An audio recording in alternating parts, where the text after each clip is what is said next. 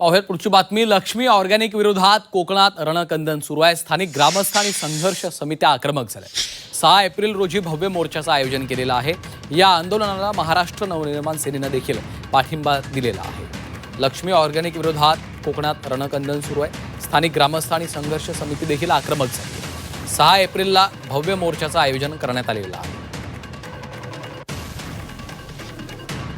आरोग्याच्या समस्या होणार आहेत, मच्छीमारीच्या समस्या होणार आहेत। यासाठी जे आंदोलनाला लोक बसलेले आहेत त्यांना नक्कीच आमचा पाठिंबा आहे आणि हा प्रश्न कसा तसाच लावायचा आणि तिथे होणाऱ्या चुकीच्या गोष्टींना कसं रोखायचं त्यासाठी महाराष्ट्र नवनिर्माण सेना त्यांना नक्की मदत करेल आणि याची संपूर्ण माहिती घेऊन ज्या स्तरावरती आम्हाला जे काही करावं लागेल ते आम्ही नक्की करू। वासीय बांधव या ठिकाणी सन्माननीय राजसाहेब ठाकरे यांची भेट घेण्यासाठी या ठिकाणी आले होते।